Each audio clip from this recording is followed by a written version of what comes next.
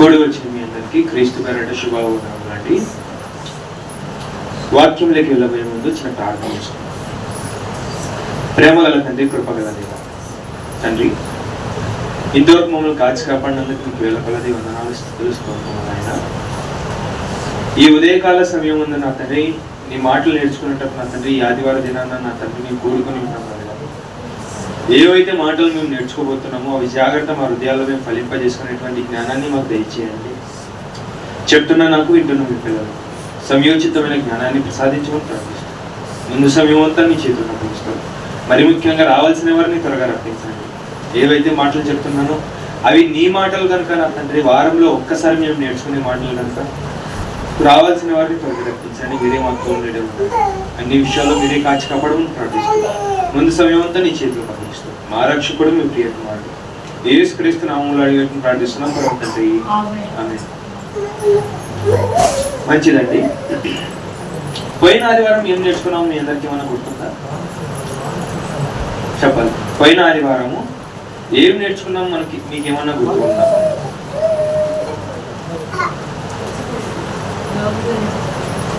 ఇంకా సరే, యోబు గారి గురించి చెప్పాము. మనకి ఎన్ని శ్రమలు వచ్చినా కానీ ఆయనకు ఏం చెల్లించాలని చెప్పేసి చెప్పాము. కృతజ్ఞతాస్తుతులు చెల్లించాలని చెప్పేసి మనం నేర్చుకున్నాం. సింపుల్ గా చెప్పాలంటే కృతజ్ఞతా భావం కలిగి మనం ఉండాలని చెప్పేసి నేర్చుకున్నాం. అంతే కదండి. ఈ వారమున మనం ఏం నేర్చుకోబోతున్నామంటే ముందుకు చెప్తాను. ఈ నెలలో దేశానికి సంబంధించినటువంటి ఒక రోజు జరిగింది. ఏంటిది అది? Independence day. ఆగస్ట్ 15th మనం ఏమి జరుపుకుంటామంటే ఇండిపెండెన్స్ డే అని చెప్పేసి నేర్చుకుంటాం. దీని గురించి ఎందుకు నేర్చుకుంటాం? అసలు నేర్చుకోవాల్సినటువంటి ఈ దినములో ఏముంది అని అంటే దానికి దీనికి బైబిల్తో కూడినటువంటి కొన్ని సంగతులు ఉన్నాయి.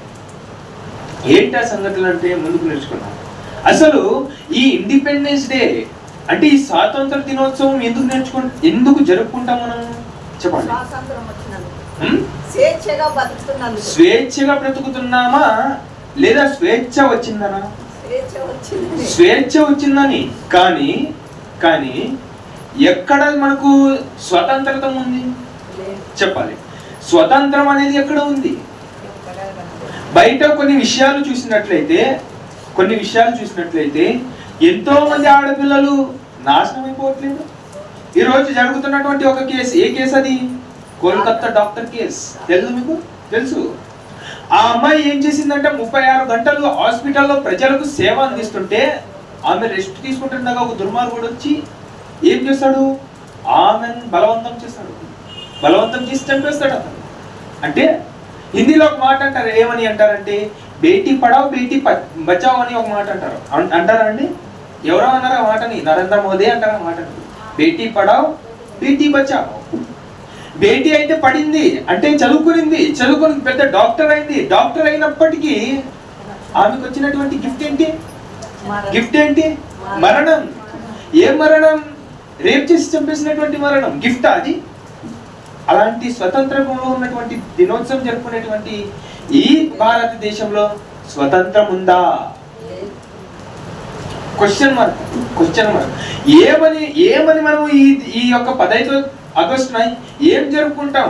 అసలు ఆగస్ట్ 15న ఈ స్వతంత్రం దినోత్సవం జరుపుకునేటువంటి భారతీయులము అర్హత ఉందా అని చెప్పేసి నేను అడుగుతాను. ఈ దినోత్సవం, ఈ ఇండిపెండెన్స్ దినాన ఆ జెండా ముందర నిలబడి సలాం కొట్టి India is my country, all Indians are my brothers and sisters అని హామీ పలుకుతాం. కానీ నేనేమంటామో తెలుసా? మనం ఆ జెండా ముందు నిలబడి నటిస్తున్నాం అని చెప్పి చెప్తాం. నిజమే కదండి. మాట వరుసగా చెప్తాం, అందరూ నా బ్రదర్స్ అండ్ సిస్టర్స్, అందరూ నా అన్న తమ్ముళ్ళు చెల్లెళ్ళు అందరూ చెప్పేస్తాం. కానీ ఏ నోటితో నుండి అయితే వారికి చెప్తామో ఆ నోటితోనే వారికి పలు రకాలైన మాటలు చెప్పేస్తుంటాం. నిజమే కదండి. అసలు స్వాతంత్రం వచ్చేసినటువంటి ఈ దినమున నిజంగా స్వాతంత్రం వచ్చేసిందా? నేను అడుగుతాను. భారతదేశంలో ఇప్పటికి 76వ సంవత్సరమో లేకపోతే 75వ సంవత్సరమో, ఇది నాకు తెలిసి బహుశా 7వ సంవత్సరం, 78వ సంవత్సరం ఇది. దేనికి 78వ సంవత్సరం అంటే ఆ తెల్ల జాతీయులు మనల్ని వదిలేసి పోయి 78 సంవత్సరాలు అవుతుంది. కానీ ఇప్పటికీ నల్ల జాతీయుడు స్వతంత్రం అన్న పేరుతో స్వతంత్రం లేకుండా పోతుంది.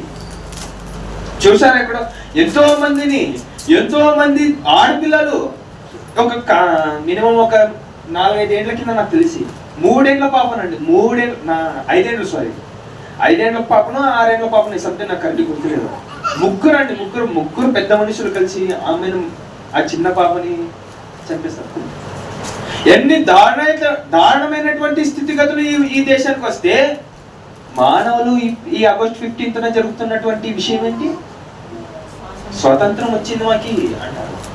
రాలేదు స్వతంత్రం వచ్చేసిందన్న పేరుకే గాని ఈ దేశంలో బ్రతుకుతున్నటువంటి ఆడపిల్లలకి సరైన స్వతంత్రం లేదు. స్వతంత్రం ఎప్పుడు వచ్చేస్తుందని ఈ ఆడపిల్లలు అంటారంటే, ఒక ఆడపిల్ల నడి రోడ్డు మీద రాత్రి తిరిగినప్పుడే స్వతంత్రం వచ్చింది అంటారు. కానీ అలా లేదే, పట్టపగలే జరుగుతున్నటువంటి ఈ కార్యాలు స్వతంత్రం వచ్చేసిందా అని అంటారు. లోకంలో వచ్చేటువంటి ఇలాంటి ఘోరాలు జరుగుతున్నప్పుడు, ఇలాంటి నేరాలు జరుగుతున్నప్పుడు ఏమబ్బా అని అంటే, అసలు కొంతమందికి వస్తుంటాయి ఇలాంటి ప్రశ్నలు. ఏమని వస్తున్నాయి అంటే, ఇన్ని ఘోరాలు జరుగుతున్నాయి కదండి, ఇంత మంచి కార్యాలు చేస్తున్నప్పుడు వారికి కూడా ఒక స్వతంత్రం అనేది లేకపోతున్నాయి. కానీ ఇవన్నీ జరుగుతున్నప్పటికి కూడా, ఇన్ని ఘోరాలు జరుగుతున్నప్పటికి కూడా మానవుల నోటి నుండి ఒక మాట వస్తుంది. ఏమని వస్తుందో తెలుసా? అసలు దేవుడు ఉన్నాడా అని ఒక మాట వస్తుంది. వచ్చిందా అండి? అందరికి వచ్చింది మాట, నాకు కూడా వచ్చింది. ఇన్ని కష్టాలు పడుతున్నాం మేము, ఇన్ని బాధలు పడుతున్నాం మేము, ఇన్ని ఇబ్బందులతో, ఇన్ని ఏడుపులతో మేము ఏడుస్తున్నాం కదా, మరి ఆయన చూస్తూ ఉన్నాడా? అసలు దేవుడు ఉన్నాడా? దేవుడు ఉంటే ఇన్ని బాధలు మాకు ఎందుకండి అని చెప్తుంటాడు. ఇంకా కొన్ని విషయాలు చెప్పాలంటే, కరోనాలో ఎంతమందికి చనిపోయారండి? ఆ COVID-19లో ఎంతమంది చనిపోయారో మనకి లెక్కలేదు కరెక్ట్ గా. సగానికి సగం జనాభా అంటే చనిపోయింది ఆ కరోనాలో. ఇన్ని ఘోరం జరుగుతున్నప్పుడు దేవుడు ఉన్నాడా అన్న ప్రశ్న. ఇంకా చెప్పాలని అంటే, మణిపూర్లో సేవకులు కదండి, క్రిస్టియన్స్ కదండి, ఇన్ని చర్చిలు పడిపోతున్నాయి, ఇన్ని చర్చిలు ముంచేస్తున్నారు, ఇన్ని చర్చిల్ని పగలగొట్టేస్తున్నారు, క్రైస్తవుల్ని చంపుతున్నారు. ఇన్ని ఘోరాల మధ్య క్రైస్తవులుగానే ఇంత ఘోరాలు జరుగుతున్నప్పుడు ఆ దేవుడు ఎందుకంటే సైలెంట్గా ఉన్నాడు అన్న ప్రశ్నలు రావు? వస్తాయి, ఖచ్చితంగా వస్తాయి. ఎన్ని ఘోరాలు జరుగుతున్నప్పుడు. అలాగే ఆ మణిపూర్ జరగక ముందు ఒడిస్సా ఆ సంఘటన ఎంతమందికి తెలుసండి? ఒడిస్సాలో జరిగినటువంటి సంఘటన. అక్కడ కూడా క్రైస్తవుల్ని ఎంతో దారుణంగా చంపేశారు. శ్రీలంకలో కూడా ఎంతో దారుణంగా ఒక అమ్మాయిని అయితే ముక్కలు కిందగా నరికేసి చంపేశారు. ఇంత జరుగుతున్నప్పుడు ఎందుకు దేవుడు అండి సైలెంట్గా ఉన్నాడు అన్న ప్రశ్న రాదు? వస్తుంది. ఎందుకు దేవుడు సైలెంట్గా ఉన్నాడు? ఎంతో మంది ఆ ప్రశ్న నాకు కూడా ఉన్నాడు. ఇన్ని ఘోరాలు జరుగుతున్నాయి కదండి, ఇన్ని బాధలు వస్తున్నాయి కదండి, ఇన్ని వేదనలు మన జీవితంలో ఊపుకునే వస్తున్నాయంటే ఏంటిదండి? దేవుడే ఊపునే పంపిస్తున్నాడా, లేకపోతే దేవుడే కావాలని చేస్తున్నాడా, లేకపోతే ఇవన్నీ చూసి కూడా దేవుడు సైలెంట్గా ఉన్నాడా అన్న ప్రశ్నలు అడిగిస్తుంటారు. సహజమైన ప్రశ్నలు ఇవన్నీ, మానవునికి వచ్చేటువంటి సహజమైన ప్రశ్నలు ఇవన్నీ. ఇంకా చెప్పాలని అంటే, ఇండోనేషియా దేశం తెలుసా అండి మీకు ఎవరైనా? ఇండోనేషియా అనేది ఇక్కడ పైన భాగంలో ఉంటుంది. అక్కడంట అది ఎక్కువ ఇస్లామిక్ కంట్రీస్, ఇస్లాంలో ఉండే దేశం అది. ఆ దేశంలో క్రైస్తవులని ఒక పేరు పిలువబడింది అనుకోండి, క్రిస్టియన్స్ మేము అన్నాం అనుకోండి, ఇంకా దారుణం అనేది ఎక్కువ ఉండదంట. దారుణం మామూలుగా ఉండదంట. అక్కడికి ఒక క్రైస్తవుడు కనిపించాడు అనుకోండి, తల లెగిచిపోతుందంట. ఎందుకు లెగిచిపోద్దా అప్ప అని అంటే, అది అంతే, ఇంకా చెప్పలేము. కొంతమంది క్రైస్తవులు పడరు, కానీ క్రైస్తవులకు ఉన్నటువంటి నిజమైన దేవుడు నిజమే కదా, మరి ఆయన ఎందుకు సైలెంట్గా ఉన్నాడండి? ఎందుకు సైలెంట్గా ఉన్నాడు? ఈ రోజుకి కూడా ఈ భారతదేశంలోనే స్వతంత్రం అన్నటువంటి పేరుతో స్వతంత్రం జరుపుకుంటున్నారు, కానీ మానవులకి స్వతంత్రం లేకుండా పోతుంది. తెల్ల జాతీయులు వదిలేసిపోయారు, వాళ్ళ కింద మనం బతికాం కదండి. ఆ తెల్ల జాతీయుల కింద మనం ఎన్నేళ్ళు బతికాం? జనరల్ నాలెడ్జ్ అది, సింపుల్ క్వశ్చన్ అది. 60 ఏళ్ళు కూడా కాదు. ఆ తెల్ల జాయితీల ముందు మనం బతికింది ఎన్ని ఏళ్ళు తెలుసా? 200 ఏళ్ళు. వాళ్ళ కింద మనం ఎంతో బాధతో, ఎంతో ఇబ్బందులతో వారు చెప్పినట్టు మనం నడుచుకోవాలి అన్నట్లు వాళ్ళ కింద మనం బ్రతికాం. ఎన్ని ఏళ్ళు? 200 ఏళ్ళు బ్రతికాం. నీకు కూడా తెలుదా? 200 ఏళ్ళు బ్రతికాం. అలా బ్రతికినప్పుడు మనకు స్వతంత్రం కావాలి, స్వతంత్రం కావాలని చెప్పేసి మన మధ్యలో ఒక ఆయన వస్తారు. ఎవరైనా? మహాత్మా గాంధీ గారు. ఆయన కూడా పెద్ద పోరాటం చేయలేదు. ఆయన బైబిల్ చదివి కూడా వారికి చెప్పాం కానీ వారు సైలెంట్కి వెళ్ళిపోయారు. అన్ని యుద్ధాలు జరిగాయి అక్కడ కూడా. చెప్పాలని అంటే స్వతంత్రం కావాలి, స్వతంత్రం కావాలని చెప్పినప్పటికీ స్వతంత్రం వచ్చింది, తెల్ల జాతీయులు వెళ్ళిపోయారు. కానీ ఇప్పుడు పరిపాలిస్తున్నది ఎవరో తెలుసా? నల్ల జాతీయుడు. ఎలా పరిపాలిస్తున్నాడబ్బా అని అంటే, ఇన్ని ఘోరాతి ఘోరములు జరుగుతున్నప్పుడు ఆ కేసు ఏదైతే ఉందో కోల్కతా కేసు, ఆ కేసు ప్రక్కనంట ఇటువైపు అమ్మాయి ఎవరైతే ఆ అమ్మాయి చనిపోయిందో ఆమె వైపు వాదించడానికంట నలుగురు లాయర్లు నిలబడినారంట వాదించడానికి. ఈమె తప్పు కాదు కరెక్ట్, ఈమె తప్పు కాదు కరెక్ట్ అని ఇలా ఏదో వాదించడానికి 4 లాయర్లు నిలబడితే, అక్కడ దోషి ఎవరైతే ఉన్నారో అటువైపు అంట 21 మంది లాయర్లు నిలబడినారంట. చూడండి ఈ దేశంలో ఎలా ఉందని అంటే, న్యాయం లేదు, ధర్మం లేదు. ధర్మం అన్న పేరు ఉంది కానీ న్యాయం లేదు. చూసారంటే ఎక్కడైనా న్యాయం ఎక్కడైనా కనిపిస్తుందా? పోలీస్ స్టేషన్ పోయారంటే ఎక్కడైనా వరకు న్యాయం కనిపిస్తుందా? కనిపించదు. ఎందుకు చేసావురా, తప్పు నీదే అంటాడు. ఈ దేశంలో ఎలా అంటే, వాడొచ్చి మనల్ని గుద్దినా మనం పోయి వాడిని గుద్దినా ఏమంటారు? నాదే తప్పు అంటారు అక్కడ. నువ్వు ఇక్కడ ఎందుకు వచ్చావరా, ఇలా ఎందుకు వచ్చారా, అలా కదా నువ్వు వెళ్ళాల్సింది అని కొన్ని కారణాల వల్ల న్యాయం లేకపోతుంది ఈ దేశంలో. చూడండి బైబిల్ని దీని గురించి ఏమని అడుగుతున్నాడంటే, ఇలానే బైబిల్లో కూడా ఒక రోజు జరిగిందంట. ఆయన ఎవరో తెలుసా? హబకుక్కు. ఈ హబకుక్కు గ్రంథం ఒకసారి చూసుకున్నట్లయితే, హబకుక్కు గ్రంథం చూద్దాం. హబకుక్కు గ్రంథము 1వ అధ్యాయము 1 నుండి.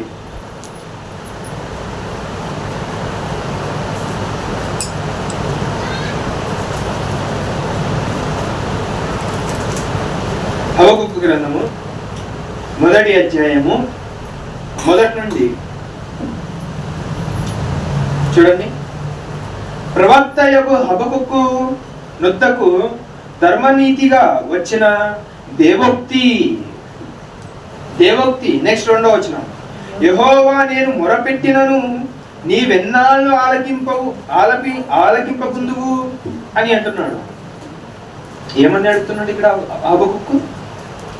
ఈ గ్రంథం అంట మానవుల గురించి కాదంట. ఈ గ్రంథం అంట ప్రజల గురించి చెప్పేది కాదంట. ఈ గ్రంథం అంట యెహోవా వాక్యమనగా అని స్టార్ట్ కాదంట. ఎలా స్టార్ట్ అవుతుందంటే, ఈ గ్రంథం దేని గురించి రాయబడింది? 3 అధ్యాయాలు అంటే ఉంటాయండి. ఈ అధ్యాయం, ఈ గ్రంథంలో 3 అధ్యాయాలు ఉంటాయి. చూసి చదవండి. అక్కడ జరుగుతున్నటువంటి సందర్భం ఏమంటే, హబకుక్కు అనేటువంటి ఒక ప్రవక్త దేవుని మధ్యలో జరుగుతున్నటువంటి సంభాషణ తెలియజేస్తుంటుంది. ఏమంటున్నాడు అని అంటే, హబకుక్కు గారు ఏమంటున్నాడు చూడండి అక్కడ 2వ వచనం. నేను మొరపెట్టి ఉన్నాను, బలాత్కారము జరుగుచున్నదని నేను నీకు మొరపెట్టినను నీవు రక్షింపకయున్నావు. ఇదే పరిస్థితి. బలాత్కారం జరుగుతుందంట, ఎంతో మంది ఘోరాలు జరుగుతున్నాయంట, అయినా నువ్వు చూస్తున్నావు. ఎందుకు రక్షించట్లేదయ్యా నువ్వు? ఎందుకయ్యా మనం కాపాడుకోకుండా నువ్వు సైలెంట్గా ఎందుకున్నావయ్యా అని చెప్పేసి హబకుక్కు అడుగుతున్నాడు. అక్కడ అడుగుతున్నప్పుడు ముందుకు ఇంకా ఏం చెప్తాడు చూడండి అక్కడ.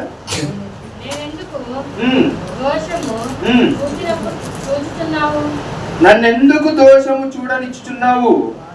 బాధ నీవెలా ఊరకయ్యే చూచుచున్నావు?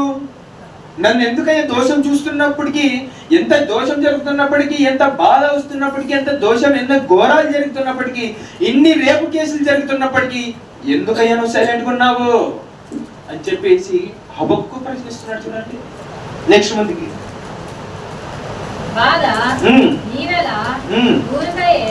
ఊరకయే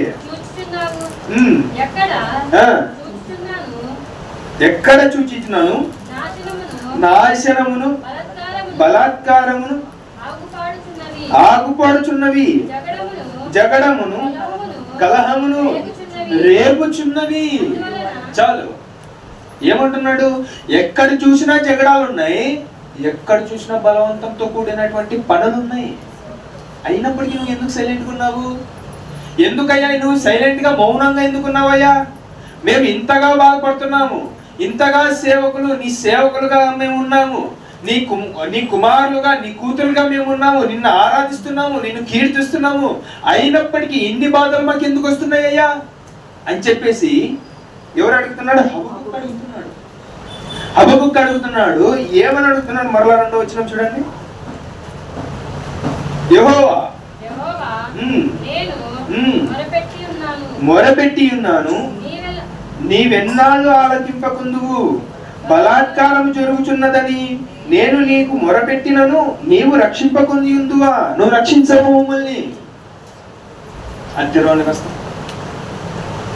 చదవండి ముందుకి. నన్నెందుకు దోషం చూడనిచ్చుచున్నావు? బాధ నీవెలా ఊరకయ్యే చూచుచున్నావు? ఎక్కడ చూచినను నాశనము బలాత్కారము ఆగుపడవి జరుగుచున్నవి, కలహమును రేపుచున్నవి. ఇవన్నీ జరుగుతున్నాయి, కానీ నువ్వు ఎందుకయ్యా సైలెంట్గా ఉన్నావు? చూసారండి, ఎక్కడైనా ఎంతో మంది నాశనం అయిపోతుంటారు, ఎంతో మంది ఇబ్బంది పడుతుంటారు, ఎంతో మంది తిండి లేకుండా బాధపడుతుంటారు. పోయిన ద్వారా ఒక దేశం చెప్పాను. ఏ దేశం అది? ఏ దేశం అది? మట్టిలో ఉప్పేసుకొని దాన్ని చపాతీలుగా చేసుకొని తింటుంటారు. అది ఏ దేశం అండి? కెరేబియా. ఆ దేశంలో అంటే మట్టిలో ఉప్పేసుకొని దాన్ని చపాతీలుగా చేసుకొని తింటున్నారంట. అలాంటి ఘోరాలు జరుగుతున్నప్పటికీ ఏం చేస్తున్నావయ్యా నువ్వు? ఇన్ని దోషాలు. ఇదిగోండి, ఈ సందర్భం ఏదైతే ఉందో ఆ సందర్భం హబక్కూకు గారి జీవితంలో జరిగింది కాదంట. సేమ్ టు సేమ్ ఈరోజు జరుగుతున్నాయి. సేమ్ టు సేమ్ ఇలా జరుగుతున్నాయి ఈ రోజుల్లో కూడా. ఒకసారి ఆ హబక్కూకు చూడండి, హబక్కూకు గ్రంథం చదివి చూడండి. సేమ్ ఈ రోజు ఎలాగైతే నడుస్తుందో అలా రోజుల్లో నడుస్తుంది. అలా జరుగుతున్నప్పుడు ప్రవక్త యొక్క హబక్కూకు దేవుని అడుగుతాడు. ఏమని అంటాడంటే, ఇన్ని ఘోరాలు జరుగుతున్నాయి కదా, ఇన్ని నేరాలు జరుగుతున్నాయి కదా, ఎంతో మంది నాశనం అయిపోతున్నారు కదా, ఇప్పుడు వానలతో కూడా ఎంతో మంది రాలేకున్నప్పుడు ఇప్పటికీ సైలెంట్ ఉన్నావా అని చెప్పేసి హబక్కూకు అడుగుతున్నాడు. ఇక్కడ నేను మాట్లాడుతున్నాను, అక్కడ దేవునితో హబక్కూకు అడుగుతున్నాడు. అర్థమవుతున్నాడండి? అర్థం కాలేదంటే సింపుల్ మంచిగా చెప్తాను. అది ముందుకు చదవండి. అప్పుడు అందువలన ధర్మశాస్త్రము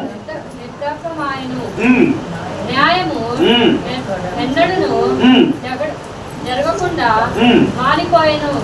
భక్తిహీనులు వచ్చి నీతిపరులను చుట్టుకొందురు. న్యాయము చెడిపోయి ఉన్నది. ఎన్నో వచనం? ఇక్కడ ఏమంటున్నాడు? 4వ వచనం మరలా చదవండి. అందువలన నిర్దాకమాయను,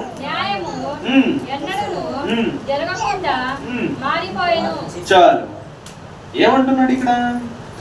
క్రైస్తవులం కదండి మనము. ఎంతమంది క్రైస్తవులు చేయకండి? అందరం చేసారు. చర్చిలకు వచ్చారు కాబట్టి క్రైస్తవం, అంతే కదండి.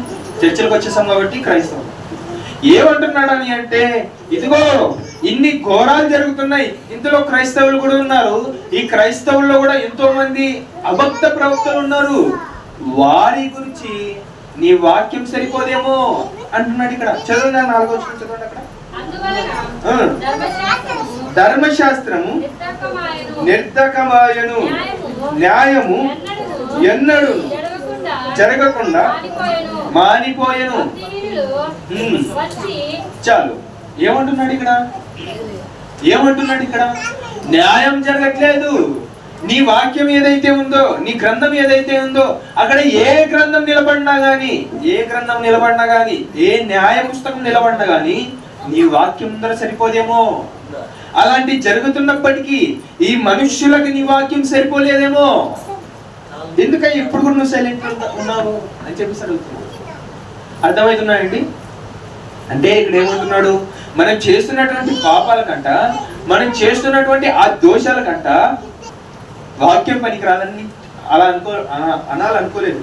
కానీ వాక్యం ఎందుకు సరిపోదని అంటే, ఇదిగో నీకు ఎన్ని మార్లు చెప్పినా వాక్యం సరిపోదు, ఎన్ని మార్లు నీకు దండించినా ఆ వాక్యం నీకు అర్థం కాదు అని చెప్తున్నాడు హబక్కూకు. చూడండి ముందు తెరండి. వచ్చి నీతిపరులను చుట్టుకొందురు, న్యాయము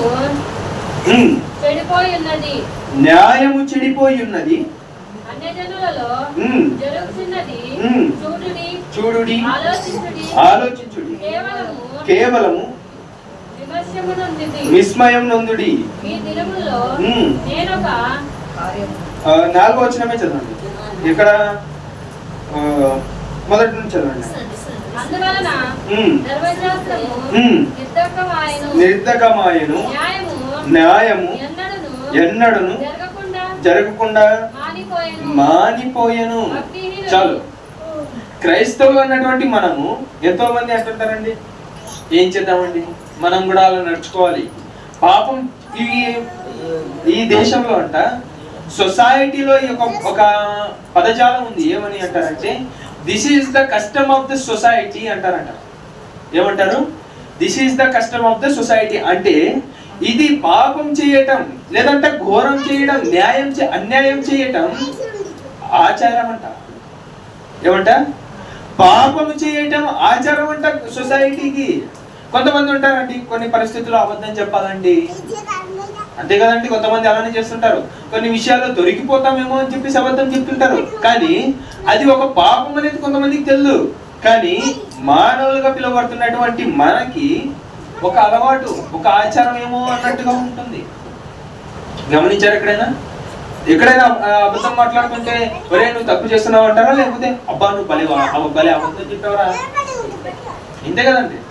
అబ్బా నువ్వు భలే అబద్ధం చెప్పేసి నువ్వు తప్పించుకున్నావరా అంటే ఆచారంగా మారిపోయింది. ఆచారంగా అది కంటిన్యూ అవుతుంది ఈ లోకంలో. ఇప్పుడు ఏమంటారంట, చూడండి ముందుకి.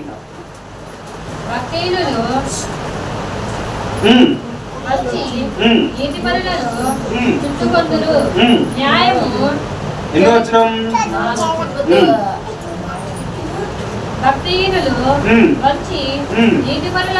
నీతిపరులను చుట్టుకొందురు, 4వ వచనం చదువుతున్నారా? చదవండి. వచ్చి నీతిపరులను చుట్టుకొందురు, న్యాయము చెడిపోయి ఉన్నది. న్యాయం లేదు భూమి మీద. ఇప్పుడు చూడండి, మనం సహజంగా పలానా పోలీస్ స్టేషన్కి వెళ్ళామనుకోండి. మనమే పోలీస్ స్టేషన్కి వెళ్ళినప్పుడు మనకు న్యాయం జరుగుతుందని వెళ్తామా, లేకపోతే జరుగుతున్నటువంటి ఆ కొట్లాట ఆగుతుందని వెళ్తామా?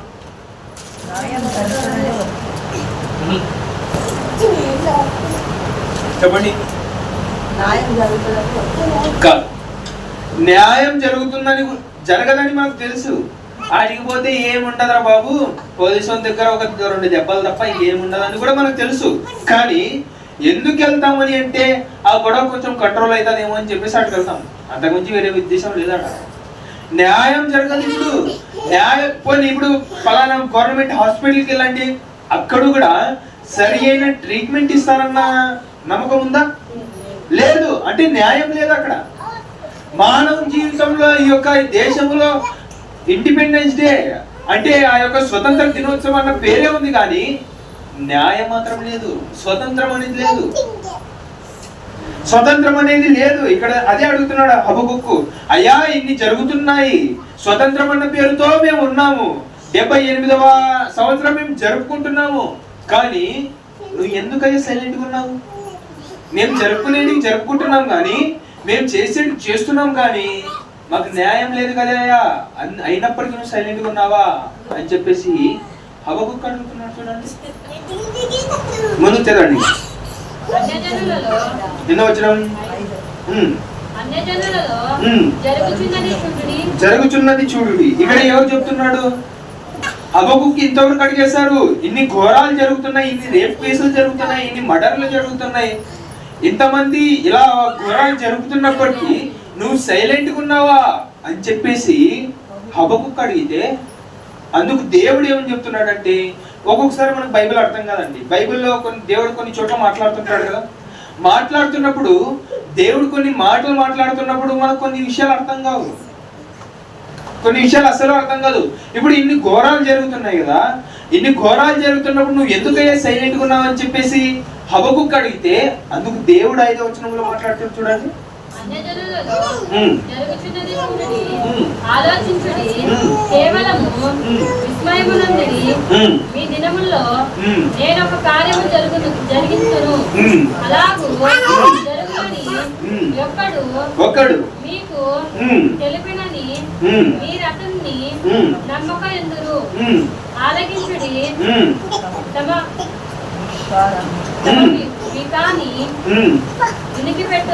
తమవి కాని ఉనికి పెట్టును, అక్రమము లేని వాని భూదిగంతముల వరకు సంచరించు ఉద్రేకము గల క్రూరులను కల్దీయులను నేను రేపుచున్నాను. నేను ఇప్పుడు ఇక్కడ ఏం క్వశ్చన్ మార్క్ ఏంటంటే, దేవుడు ఒక జనాంగాన్ని పంపిస్తా అంటున్నాడు. ఏ జనాంగం అది? ఏ జనాంగం అది? కల్దీయులు నేను రేపుచున్నాను, వారు బహు క్రూరులు, వారు మీ దగ్గరకు వస్తారు. ఏం చేస్తా అంటున్నాడు? ఘోరమైన వారు ముందుకి ఉన్నారు. ప్రభుత్వమును ఎన్నో వచనం నుండి? 7వ వచనం. ఇక్కడ చూడండి, వారు ఎలాంటి వారంటే ఘోరాతి ఘోరమైన వారు, ఎంతో దుర్మార్గులు, అలాంటి వారిని మీ మీదికి రప్పిస్తున్నాను అని చెప్పేసి దేవుడు అంటున్నాడు. చూడండి, ఇక్కడ హబక్కుకు గారు ఏమంటున్నాడని అంటే, ఇన్ని బాధలతో మేము బాధపడుతున్నామయ్యా, ఇన్ని దోషాలతో, ఇన్ని ఘోరాలతో మేము బాధపడుతుంటే మరలా నువ్వు అంతకంటే ఘోరస్తుల్ని ఇంకా పంపిస్తా అంటున్నావు ఏంటి అని చెప్పేసి ఒక క్వశ్చన్ మార్క్ అడుగుతున్నాడు. అర్థమైందండి నా పాయింట్? అర్థమైందా లేదా? అర్థం కాలేదు. మరలా ఇప్పుడు చూడండి, హబక్కుకు గారు దేవుని అడుగుతున్నాడు, ఇన్ని ఘోరాలు మా జీవితాల్లో జరుగుతున్నాయి, దీనికి మాకు స్వతంత్రం లేదా, మాకు శాంతి సమాధానాలు లేవా అని చెప్పేసి హబక్కుకు గారు అడుగుతుంటే, అందుకు దేవుడు ఒక ఆన్సర్ ఇస్తున్నాడు.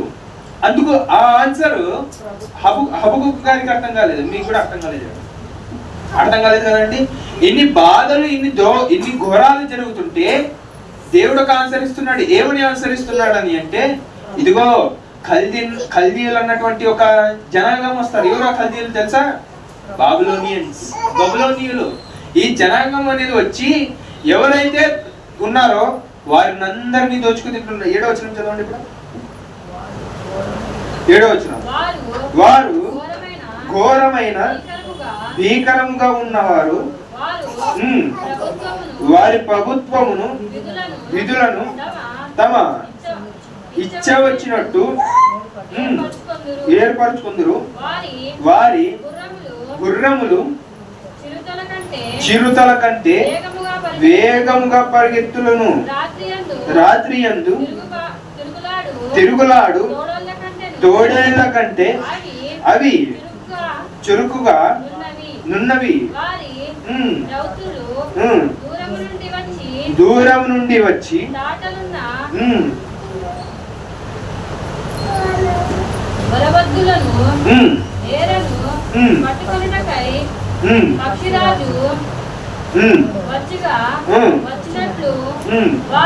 వారు పరుగులెత్తి వత్తురు. ఎలాంటి వారంటే వీళ్ళందరూ? ఇప్పుడే మేము బాధపడుతున్నామయ్యా, వారిని పిలిపిస్తున్నాం. వారు ఎలాంటి వారంటే గుర్రాలు, క్షమించండి, చిరుతపుల్లలు ఎంత ఫాస్ట్ పరిగెత్తే తెలుసు కదండి మీకు. అంతకంటే ఫాస్ట్ పరిగెత్తేటువంటి గుర్రాలు ఉన్నాయంటే వాళ్ళ దగ్గర. అలాంటి గుర్రాలు ఉన్న వారిని మా మీద పంపిస్తున్నావు. వారు ఎలాంటి వారని అంటే, ఇదిగో ఒక వ్యక్తి పురుగులు ఉంటాయి కదండి, ఒక పురుగులు వచ్చేసిందంట. ఎర్రని పట్టు తీసుకొని గాలానికి ఎక్కిచ్చేసి దాంట్లో ఏంటి నదిలో వదలంగానే ఏం చేస్తాడు? చేప పడుతుంది. చేప పట్టంగానే మనిషి యొక్క ఆనందం ఎలా ఉంటుందండి? చేప పడిందని ఎగిసి గంతేస్తాడు. అలా మేము ఒక పురుగులు లాంటి వాళ్ళమా ప్రభువా? ఇదిగో వాళ్ళు వస్తానంటున్నాడు, వాళ్ళు వచ్చేసి మమ్మల్ని దోచుకెళ్తా అంటున్నాడు. వస్తున్నప్పటికీ మీరు ఇలాంటి సమయంలో కూడా మీరు సైలెంట్ ఉంటారా అని చెప్పేసి మరలా ప్రశ్నిస్తున్నాడు. ముందుకేమంటారు చూడండి అక్కడ, ముందుకి 9. వెనుక చూడకుండా బలాత్కారం చేయుటకై వారు వత్తురు. ఇసుక రేణుల వంట విస్తారముగా వారు జనులను చెరపట్టు కొందరు. ఎలాంటి వారంట వారు? ఎలాంటి వారంట? చదవండి. ఇప్పుడు వెనుక చూడరంట, ముందు చూడరంట, వానికి అదుపు ఏముండదంట. వారు ఏం చేస్తారంటే కొట్టేది కాకుండా వారి దగ్గర ఉన్నటువంటి సామాన్ తీసుకొని, ఎలాంటి వారని అంటే సపోజ్ ఒక వ్యక్తి ఉన్నాడండి, ఒక వ్యక్తి వచ్చేసి కొట్టేది కాకుండా మరలా ఆ వ్యక్తి దగ్గర ఉన్నటువంటి సామాన్ తీసుకోవడమే కాకుండా ఆ వ్యక్తిని పట్టుకొని తీసుకెళ్తాడంట. అలాంటి దుర్మార్గులు అంట ఈ యొక్క బబులోనియన్స్. అలాంటి దుర్మార్గుల్ని మా మీదకి పంపిస్తున్నావు ఏంటి ప్రభువా అని చెప్పేసి ఎవరు అడుగుతున్నారు ఇక్కడ? హబక్కుకు అడుగుతున్నాడు ఇక్కడ. చూడండి, ఇన్ని విషేదాలు జరుగుతున్నప్పుడు ఇంకా అంతకంటే క్రూరుల్ని మా మీద పంపిస్తున్నావు ఏంటి ప్రభువా అని చెప్పేసి అడుగుతుంటే అప్పుడు ముందుకేమంటారు చూడండి. ముందుకు 10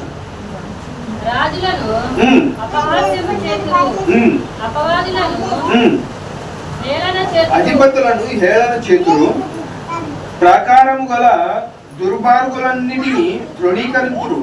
మట్టి దిబ్బలు వేసి వాటిని పట్టుకొందురు. తమ బలమునే తమకు దేవతగా భావించురు. గాలి కొట్టుకొని పోవునట్లు వారు కొట్టుకొని పోవుచు అపరాధులను కుదురు. ఏమంటున్నారు? వాళ్ళు వస్తారు, మమ్మల్ని తీసుకొని పోతారు. ఎలా గాలి వస్తే ఎలా వస్తుందండి? గాలి వస్తుంది, అంత కొట్టుకొని పోతుంది. అలా వాళ్ళు వస్తారు, మమ్మల్ని కొట్టుకొని మమ్మల్ని తీసుకెళ్తారు. అంటే మేము పనికిరాని చెత్తవారము ప్రభువా. అంటే ఇక్కడ హబక్కుకు ఎలాంటి వాడు అంటే యూదుడు. ఇక్కడ అంటే ఆ బాబిలోనియన్స్ ఎవరైతే ఉన్నారో వారికంటే మేము మంచోళం ప్రభువా, మంచోళం కదా ప్రభువా, అయినా మమ్మల్ని మా మీద ఇలాంటి వారిని పంపిస్తున్నాం ఏంటి ప్రభువా అని చెప్పేసి హబక్కుకు అడుగుతుంటే ముందుకు ఏమంటాడు చూడండి.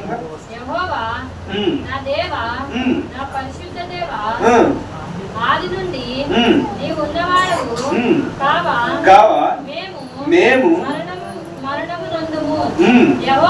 యెహోవా తీర్పు తీర్చుటకు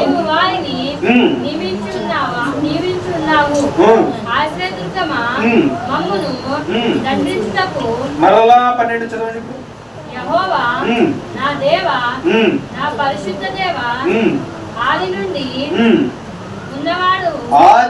నువ్వు ఉన్నవాడవు కావా. మేము మరణమునందుము. యెహోవా తీర్పు తీర్చుటకు నీవు వారిని నియమించి ఉన్నావా. అలాంటి దేవుడవా నువ్వు? మంచి వారి మీద నువ్వు చెడ్డవారిని పంపించేటువంటి దేవుడువా నువ్వు అని చెప్పేసి అడగట్లేదు ఇక్కడ. చూడండి, ఇప్పుడు మరలా చదవన్నమాట. నా దేవా అక్కడ నుండి మేము మరణమునందుము. యెహోవా తీర్పు తీర్చుటకు నీవు వారిని నియమించి ఉన్నావా. వారిని నియమించి ఉన్నావా ప్రభువా అని చెప్పేసి హబక్కుకు అడుగుతుంటే ముందుకు మమ్మును దండించుటకు వారిని పుట్టించితివి. నీ కనుదృష్టి దుష్టత్వమును చూడలేనంత నిష్కలంకమైనది కదా. బాధించు వారు చేయు బాధను నీవు దృష్టి జాలవు కదా. కపటములను నీవు చూచియు దుర్మార్గులను తమ కంటే ఎక్కువ నీతిమంతులను నాశనం చేయగా నీవు చూచియు. ఏమంట? చూచియు.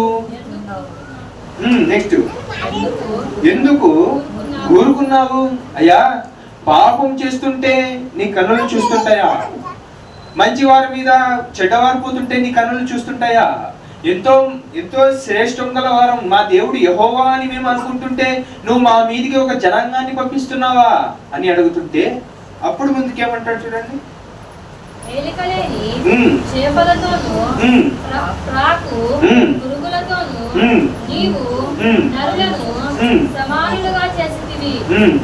వాడు గాలము వేసి మానవులందరినీ గుచ్చి అలాగే ఉన్నాడు. ఊరులు ఉగ్గి చిక్కుకొనిచున్నాడు. వాడు తమ వలలో వారిని పుచ్చుకొని ఎన్నో వచ్చిన చేస్తున్నావు? 14 నుంచి చదవండి. చేపలతోను రాకు పురుగులతోను నీవు నరులను సమానులుగా చేసితివి. మమ్మల్ని అలాంటి వారిని పోల్చావా? మేము రాకు పురిగేవారమా? అంటే వారందరూ వస్తారంట, మా దగ్గర ఉన్నటువంటి సంపదను దోచుకెళ్ళిపోతారంట. అంటే అలాంటి వారమా మేము? ఒక జాలరి వచ్చేసి గాళంకి ఒక ఎర్రను గుచ్చినట్లుగా మేము ఒక ఎర్రని పనికిరాని పురుగులమా మేము అని చెప్పేసి హబకుక్ అడుగుతున్నాడు. హబకుక్ అడుగుతుంటే ఎలాంటి వారు అని చెప్పేసి పోల్చుకుంటున్నాడు అని అంటే మేము పురుగులమా, పనికిరాని వారమా అని చెప్పేసి హబకుక్ అడుగుతుంటే ముందుకు ఇంకా ఏమంటాడు? ముందుకు రావాల్సినటువంటి మాటలు రావట్లేదు. ముందుకు గాలము వేసి గుచ్చి లాగి ఉన్నాడు.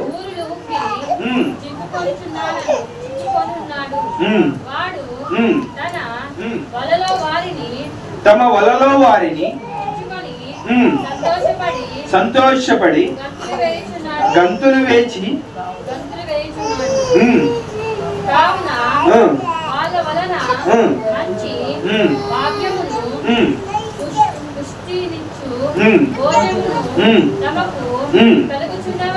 కలుగుచున్నవని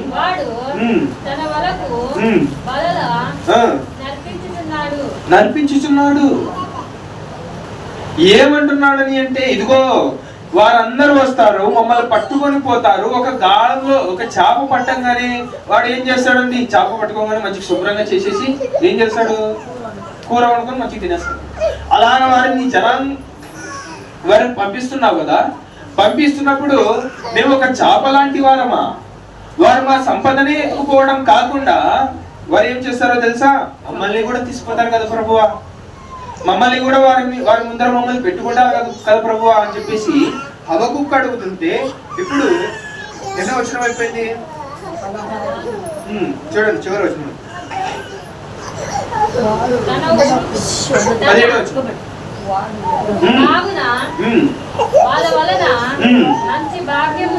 వాడు ఎల్లప్పుడూ తన పలలో నుండి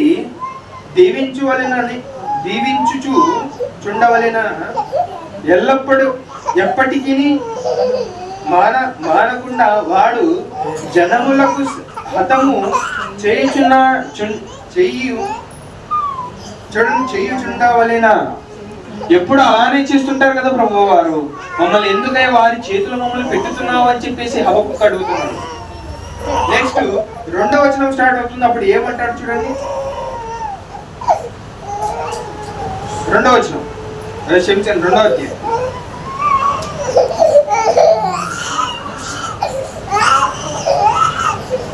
హబకుక్ గ్రంథం 2వ అధ్యాయం 1వ వచనం. ఏమి సెలవిచ్చినప్పుడు దేవుడు మాట్లాడుతున్నాడు. ఇదిగో వారు అలాంటి వారు ఇలాంటి వారు అని చెప్పేసి నువ్వు చెప్తున్నావు కదా, నాకు తెల్ల వాళ్ళు ఎలాంటి వారు, వారు ఎలాంటి వారు నాకు తెల్ల. ఆ కల్దీలు అన్నటువంటి ఆ జనాంగం నీ మీద ప్రేపుతున్నాను అన్నాను, కానీ వారు ఎలాంటి వారు నాకు తెల్ల. చూచుచున్నావు అని చెప్పేసి చూస్తున్నావు అని చెప్పేసి ఒక ప్రశ్న నాకు సింపుల్ గా అడిగేస్తున్నావు కదా హబకుక్కు. ఇదిగో ఇప్పుడు నేను ఏమంటున్నాను జాగ్రత్త వినని చెప్పేసి 2వ అధ్యాయంలో చెప్తాడు. ఇప్పుడు చూడు, అక్కడ చూడు. ఆయన నాకు ఏమి సెలవిచ్చునో నా వాదము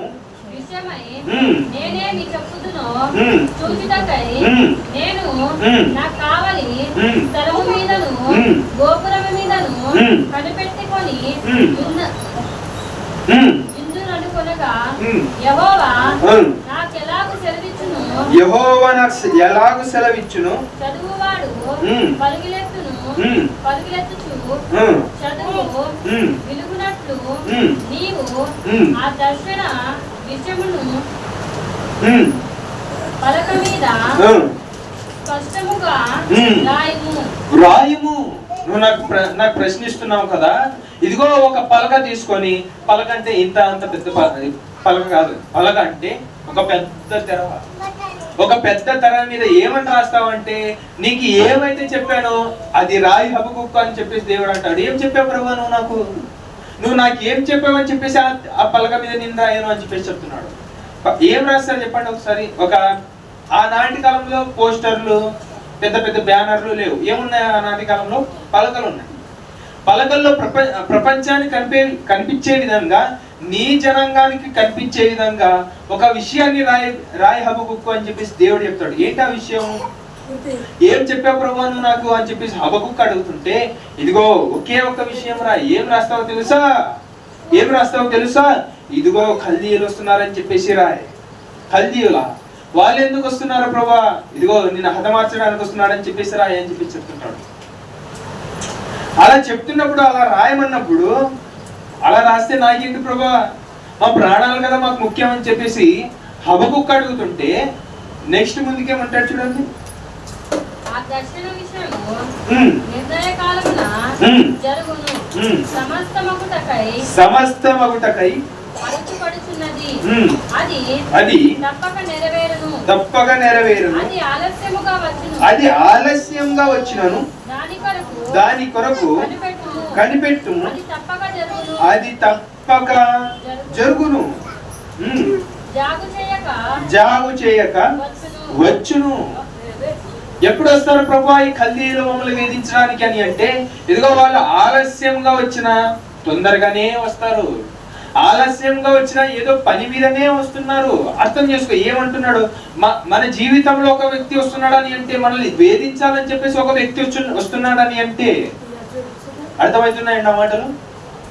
అర్థం కావట్లేదు. ఇక్కడ చూడండి ఏమంటున్నాడని అంటే, ఇక్కడ బాధపడుతున్నటువంటి ఆ యూదుల మీదకి కల్దీయులు వస్తున్నారా అని అంటే, అవును వస్తున్నారు. ఎందుకు వస్తున్నారబ్బా అని అంటే, మిమ్మల్ని చంపటానికి వస్తున్నాడు అని చెప్పేసి దేవుడు చెప్తున్నాడు. దేవుడు చెప్తున్నప్పుడు అక్కడ ఏమని చెప్తున్నాడు అని అంటే, వారు ఎప్పుడు వస్తారు అని చెప్పేసి అని అంటే, వాళ్ళు ఆలస్యంగా వచ్చినా గానీ తొందరగా వస్తారంట. ముందుకు చదవండి మాట, మరలా ఆ మాటలు చదవండి. వారు 3వ వచనం, నిర్ణయ కాలమున జరుగును, సమాప్తమగుటకై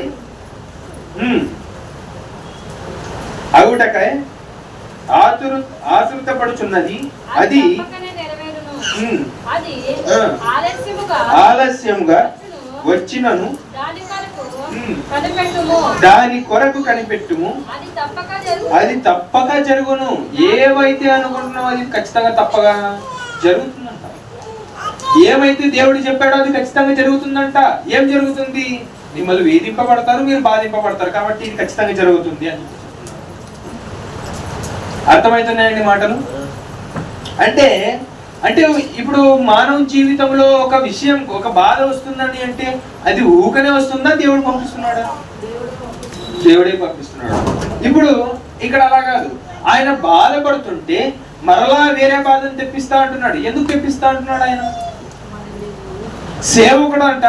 ఇప్పుడు ఈ హబకుక్కు అన్నటువంటి ఈ వ్యక్తి ఎవరైతే ఉన్నాడో, ఇన్ని బాధలు జరుగుతున్నాయి కదా, ఈ ప్రవక్త ఎవరైతే ఉన్నాడో ఇన్ని దోషాలు జరుగుతున్నాయి కదా, నువ్వు ఎందుకయ్యా సైలెంట్ గా ఉన్నావు అని చెప్పేసి ఆయనను అడుగుతుంటే, ఇదిగో నేను సైలెంట్ గా లేను, ఇదిగో మీ మీదికి ఎవరో వస్తున్నారు, వారిని చూసుకో అని చెప్పి చెప్తున్నాడు. ఇక్కడ ముందుకు చదవన్నమాట. ముందుకు అది తప్పకే జరుగును. అది ఆలస్యముగా వచ్చినను దాని కొరకు కనిపెట్టుకుము. అది తప్పక జరుగును. జాగు చేయక వచ్చును. వారు యథార్థపరులు కాగా తమలో తాము అతిశయపడుదురు. అయితే నీతిమంతుడు విశ్వాసము మూలముగా తన విశ్వాసము చేత బ్రతుకును. బ్రతుకును. ఎన్నో వచ్చిన అది? నాలుగో వచ్చిన కదండి. 4వ వచనం. విశ్వాసం ఉందా నీకు హబకుక్కు? నువ్వు రక్షింపబడతావా అని చెప్పేసి నీకు విశ్వాసం ఉందా అని చెప్పేసి హబకుక్కు అడుగుతున్నాడు దేవుడు. ఇగో నీకు కష్టం వస్తుంది, బాధ వస్తుంది అని చెప్పేసి నా మీద నువ్వు ఏడ్చావనుకో, నీకు ఫలితం లేదు. విశ్వాసంతో ఉండు. ఆ జరిగేటువంటి ఆ విశ్వాసం నీకు కాపాడుతుందని చెప్పి చెప్తున్నాడు.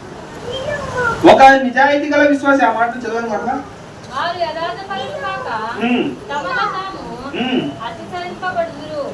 అయితే నీతిమంతుడు విశ్వాసము మూలముగా తన విశ్వాసము చేత బ్రతుకును. ఇదిగో నీ విశ్వాసి కంట, విశ్వాసం దేవుని సేవకుని కంట ఉండవలసినటువంటి బాధ కాదు.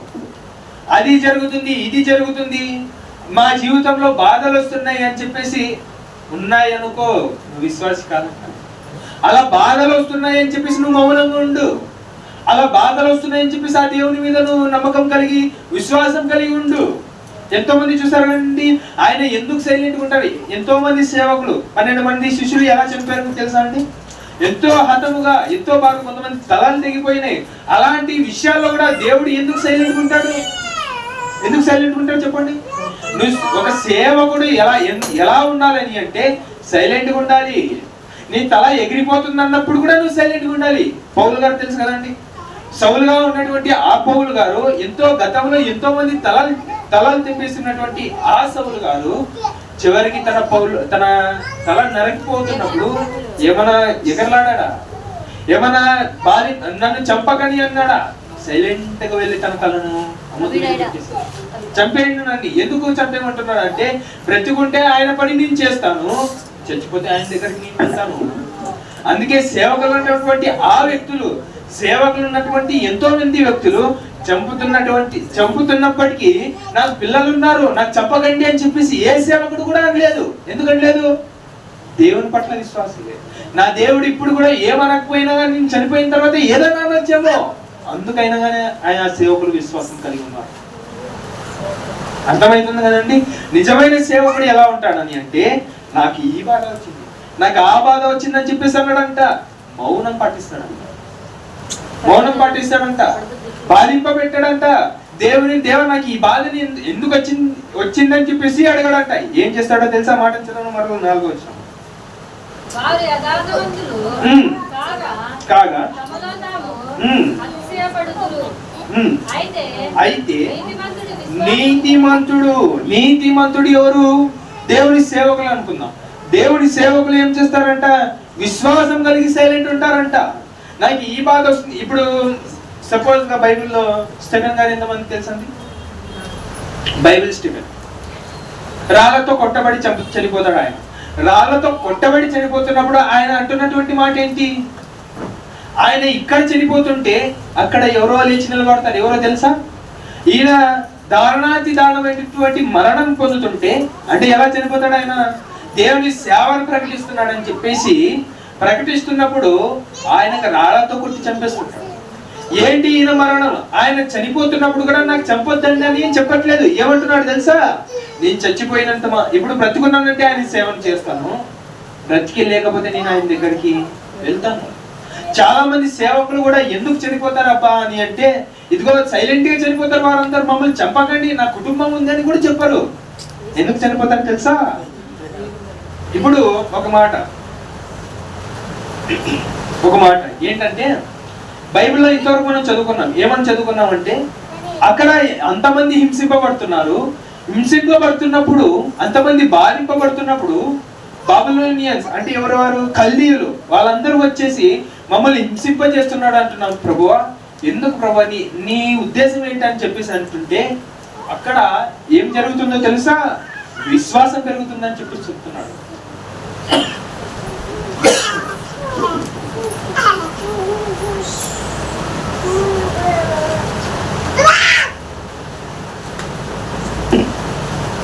విశ్వాసం ఏ రీతిగా పెరుగుతుందని అంటే, ఈ నేటి కాలంలో చాలా మంది అనుకుంటుంటారు, ఏమని అనుకుంటుంటారంటే, ఈ భారతదేశాన్ని క్రైస్తవులు లేకుండా హతం చేసేయాలి అని చెప్పేసి అనుకుంటున్నారు. నిజమేనా అండి? నిజమే. ఇప్పుడు చైనా దేశం అయితే మనకి తెలుసు, అందరికి తెలుసు చైనా. ఆ దేశంలో కప్పలు జంతువులు అన్ని తినేస్తుంటారు. ఆ దేశంలో అంట క్రైస్తవులు లేకుండా చేశారంట, చేసేయాలని చెప్పేసి ఆలోచనలు నడుస్తున్నాయంట. ఇప్పుడు కొంతమంది శాస్త్రవేత్తల పరిజ్ఞానం ఏందని అంటే, ఇక కొన్ని సంవత్సరాల్లో ఆ చైనా దేశం అంట హిందువులతో కాదు, మొత్తం ఆ దేశం అంతా కూడా క్రైస్తవులతో నిండిపోతుంది అని చెప్పేసి కొంతమంది భావన. ఎందుకు ఆ భావన? ఇప్పుడు క్రైస్తవులను చంపేస్తూ వస్తున్నారు కదా, చంపేస్తూ వస్తున్నప్పుడు క్రైస్తవులు తగ్గిపోవాలి కదా, కానీ వస్తూ క్రైస్తవులు పెరిగిపోతున్నారు ఏంటి అని చెప్పేసి కొంతమంది భావన. ఇక్కడ నేను లాజిక్ ఏంటో తెలుసా?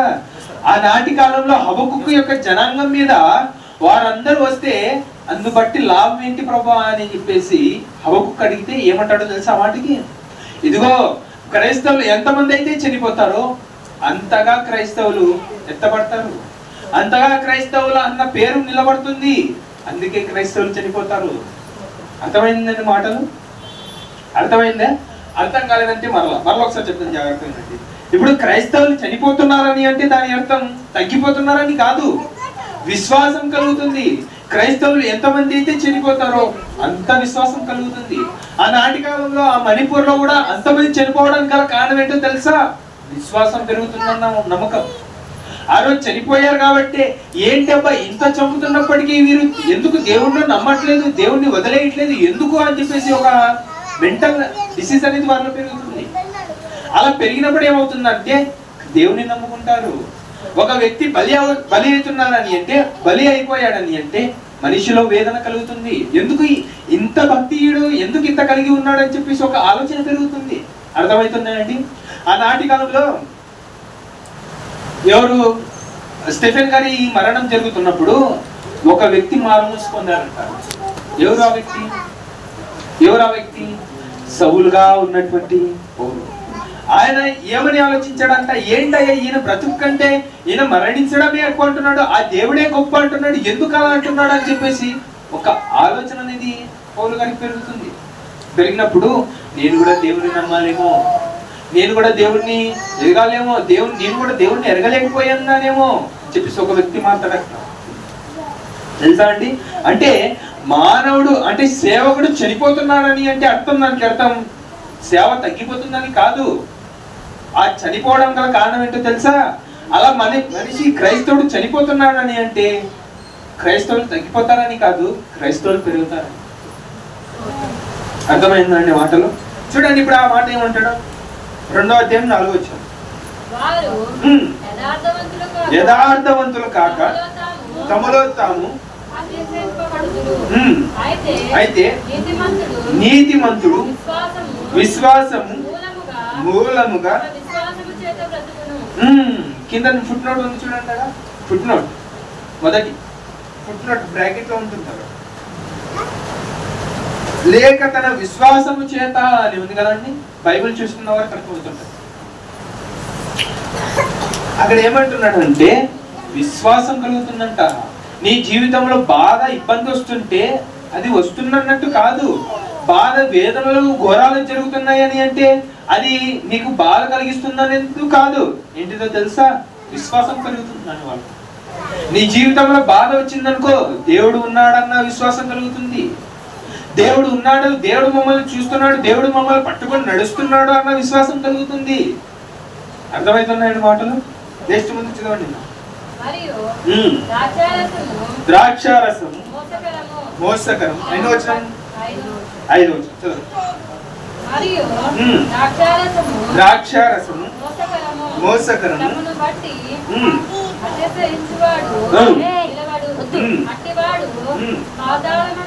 పాతాళమంతా విశాలముగా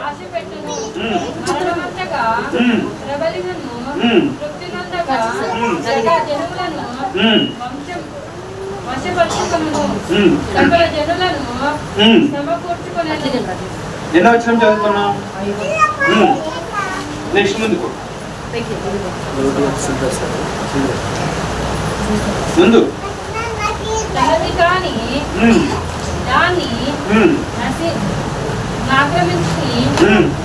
అభివృద్ధి నొందక వారిని వారికి వారికి శ్రమ అంటున్నాడు ఇక్కడ. ఏమంటున్నాడు అని అంటే ఒక సేవకుని మీదికి.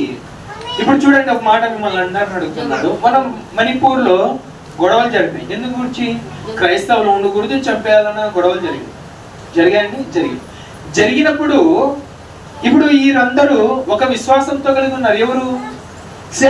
సేవకులు అన్నవారు విశ్వాసం కలిగి ఉన్నారు. ఓకే, కానీ బైబిల్లో దేవుడు ఒక మాట అంటాడు. ఏమంటాడు తెలుసా? మిమ్మల్ని తాకిన వారిని నాకు కనుగుడ్డి తాకిన వారితే అని చెప్పేసారు. ఇప్పుడు ఆ మాటను ఉద్దేశించినట్లయితే అక్కడ మణిపూర్ లో ఎంతో మంది చనిపోయారు. చనిపోయిన వారు శాంతింపబడతారు. ఎందుకంటే దేవుని సేవలో చనిపోయారు కాబట్టి వారు శాంతింపబడతారు. కానీ ఇక్కడ ప్రశ్న ఏంటంటే, చంపేసిన వారిని ఏమి లేదా? అర్థం కాని పాయింట్. ఇప్పుడు చనిపోయారు, వీరిని కట్టబడతారు. ఎవరు? సేవకులు చనిపోయారు. సేవకులు చంపేసిన వారిని ఏ శిక్ష లేదా అన్న ప్రశ్న. అదే కదండి. ఇప్పుడు ఏదైనా వారికి శిక్ష ఉందంటారా లేదంటారా? ఉందంటారా? అయితే అక్కడ ఏ శిక్ష విధింపజేస్తున్నాడంట? చూడండి అప్పుడు 5 నుండి. సేమ్ ఇదే విధంగా ఇప్పుడు హబక్కూకు గారి జీవితంలో ఏం జరిగిందంట? మంచి వారి మీదికి ఈ బబులోనియన్స్ అంటే ఈ యొక్క వీరందరూ వస్తే వారిని దోచుకొని వారిని చంపేసి వారికి ఏ విధంగా వారికి నచ్చినట్లు చేసేస్తారంట.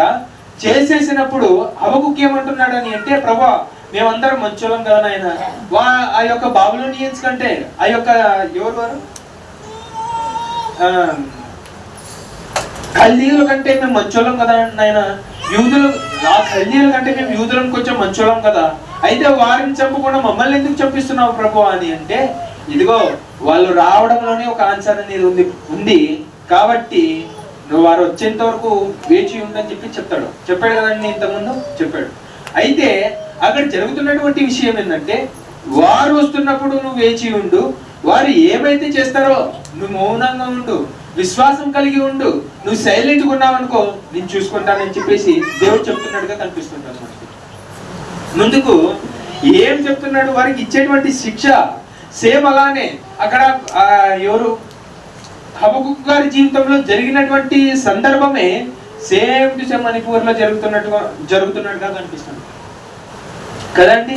ఇప్పుడు సేవకులకి ఎలాగైతే అలా కొడుతున్నాడు, ఎలా పడితే వారిని కొడుతున్నారు. ఒక మనిషిని అయితే ఇక్కడ నుండి ఇక్కడ చింపేస్తారు, చూసారు కదండి, ఆ వీడియో చూస్తారు. అలా జరుగుతున్నప్పుడు అలా చేసిన వారికి శిక్ష లేదా అని అంటే ఖచ్చితంగా ఉంది. ఏంటి ఆ శిక్ష అని అంటే 5వ వచనం నుండి చెప్తారు చూడండి. మోసకరము అతిశయించువారు, సైలెంట్, అందరు సైలెంట్, ఇక్కడ చూడాలి.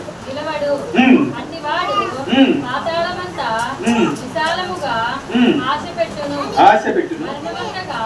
ఎన్నో వచనం? 6 చూడండి, చదవండి. 5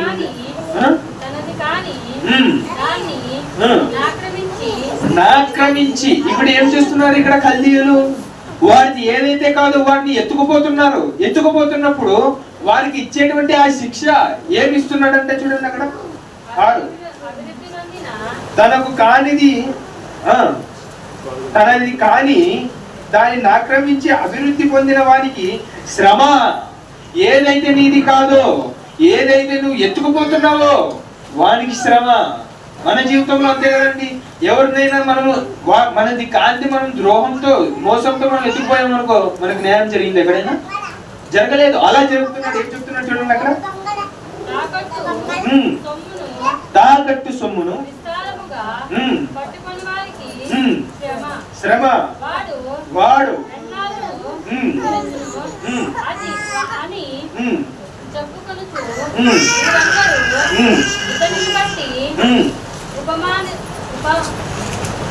ఉపమాన రీతిగా అపహాస్యపు సామెత ఎత్తుదురు కదా. వడ్డీ ఇచ్చువారు హఠాత్తుగా నీ మీద పడుదురు, నిన్ను చదవండి. నిన్ను ఉమ్. హింస పెట్టబోవారు ఉమ్. జాగ్రత్తగా వత్తురు వత్తురు. నీవు వారికి దోపుడు ఉమ్. సొమ్ముగా ఉన్నావు. ఉమ్. బహుజనులు బహుజనులు ఆస్తిని ఉమ్. నీవు ఉమ్. కొల్లపెట్టుకొని ఉన్నావు. కొల్ల గనుక శేషించిన ఉమ్. జనులు దేశములకును ఉమ్. పట్టణములను ఉమ్. వాటిలోనున్న ఉమ్. నివాసులను ఉమ్. నీవు చేసిన ఉమ్. నరహత్యమును బట్టి ఉమ్. బలాత్కారమును బట్టి నిన్ను ఉమ్. కొల్లబెట్టుదురు. నిన్ను కొల్లబెట్టుదురు. ఏమంటున్నాను? ఇదిగో నువ్వు ఏవైతే చేసావో వారిని చంపేసి ఉన్నావో, ఇప్పుడు ఏ రోజున ఆ స్త్రీ ఎవరైతే ఆ కలకత్తా స్త్రీ ఆమె కూడా చనిపోయింది అనుకో, దానికి కూడా ఒక రోజు టైం వస్తుంది. ఆ రోజు నువ్వు చెప్పాల్సినటువంటి ఆన్సర్ కరెక్ట్ గా పడుతుంది. ఇదిగోండి, మరలా చెప్పాల్సినటువంటి విషయం ఏంటంటే, సేవకునికి ఒక క్రైస్తవునికి కష్టం వచ్చిందంటే చేయాల్సినటువంటి పని ఏంటో తెలుసా? విశ్వాసంతో సైలెంట్గా ఉండాలి. నాకు అది బాధ వచ్చింది, ఇది బాధ వచ్చింది అని చెప్పేసి మనం ఏడవకూడదంట, బాధింపబడకూడదంట. ఇవన్నీ మధ్య ఏం చేయాలంటే తెలుసా? విశ్వాసంతో సైలెంట్గా ఉండాలంట. నెక్స్ట్ ముందుకు ఇంకా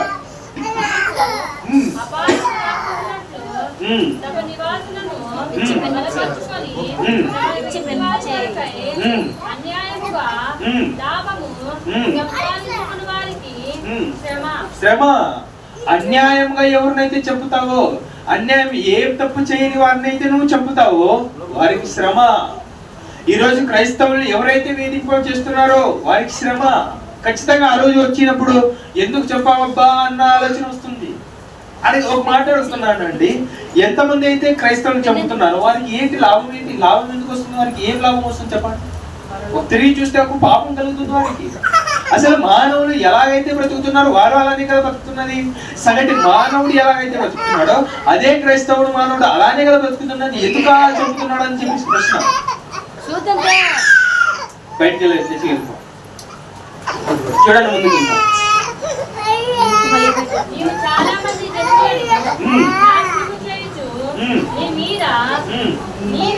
ఎన్నో వచ్చిన చదువు. నీవు చాలా మంది జనములను నాశనము చేయుచు నీ మీద నీవే నేరాపాన చేయుచున్నావు. నీ దురాలోచన వలన నీ ఇంటి వారికి అవమానం తెచ్చి ఉన్నావు. గొడవల్లోని రాళ్ళు మొరపెట్టుచున్నవి, దూలములు వారికి ప్రత్యుత్తరం ఇచ్చుచున్నవి. ఇదిగో నాకు కష్టం వచ్చినప్పుడు, ఇప్పుడు హబక్కూకు గారికి ఏమర్థం అయిపోయిందంటే, ఇదిగో నాకు కష్టం వచ్చినప్పుడు ప్రభువా నేను ఏం చేయాలంటే నీకు అడగడం కాదు అంటే మనల్ని చెప్తున్నాడు ఇక్కడ. మనకు కష్టం వచ్చినప్పుడు మనం ఆయనని అడగకూడదంట. మనకి ఏడుపు వచ్చినప్పుడు ఆయన దగ్గరికి వచ్చి ప్రభా ఎందుకు ఇలా చేసామని చెప్పేసి ఆయనకు అడగకూడదంట. ఏం చేయాలో తెలుసా? మౌనంగా ఉండి విశ్వాసంతో కలిగి ఉండాలంట. విశ్వాసం కలిగి ఉండి మౌనంగా ఉండాలంట. అర్థమైందండి మాటలు? అర్థం కాలేదంటే మరలా ఒక సేవకుడు ఎవరైతే మౌనంగా చనిపోతున్నాడని అంటే దేవుని పట్ల విశ్వాసం కలిగి ఉన్నాడు. ఒక సేవకుడు దేవుని బాధ వచ్చిన ఇబ్బంది వచ్చిన తనలో తను కుమిలిపోతూ బాధింపబడుతూ సైలెంట్గా ఉన్నాడని అంటే దేవుని ఎదుట విశ్వాసం కలిగి ఉన్నాడని అర్థం. అర్థమైందండి? మన జీవితంలో బాధ వచ్చిందని చెప్పేసి ఏడ్చామనుకో మన జీవితంలో విశ్వాసం కొద్దుగా ఉంది. చూడండి, ఇప్పుడు హబక్కూకు గారికి అర్థమైపోయి ఏం చెయ్యాలని చెప్పేసి అర్థమైందంటే ముందుకు చూడండి, అక్కడ ఏమంటున్నాడు? అక్కడ 20 వచనం చివరికి 20 వచనం.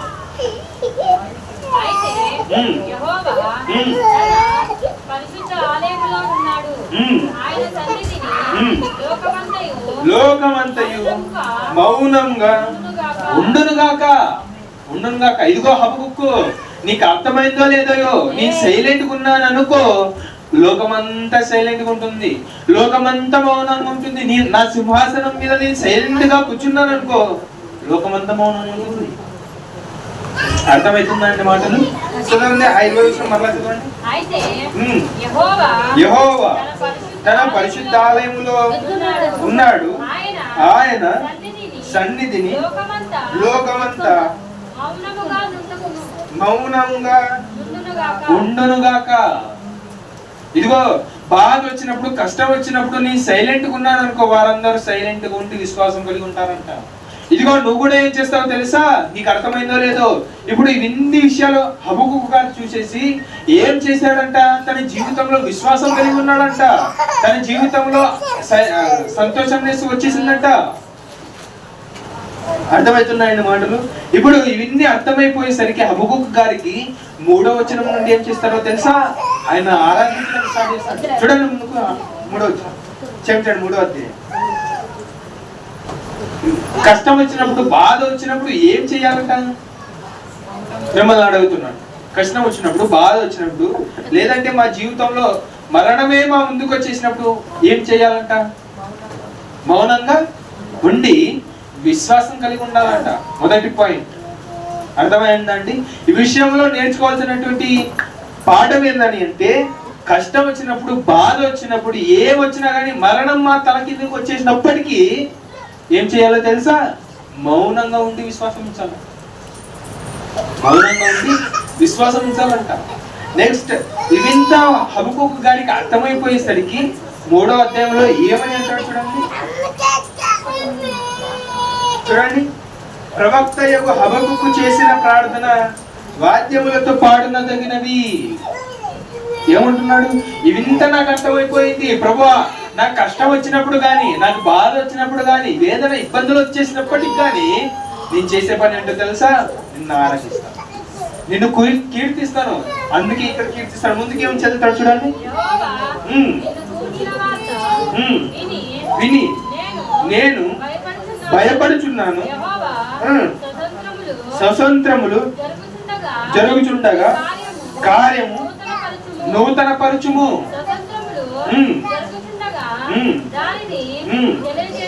తెలియజేయము, కోపించుటకే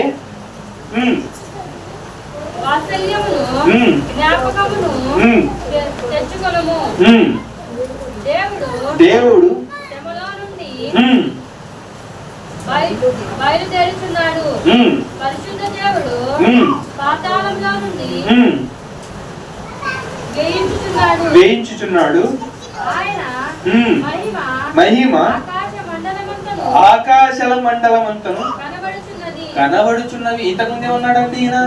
నువ్వు ఏం చేస్తున్నావయ్యా, నువ్వు ఎందుకంత సైలెంట్ గా ఉన్నావయ్యా అని చెప్పేసి అడిగిన ఆయనే అర్థమైపోయేసరికి ఏమంటున్నాడు చివరిగా?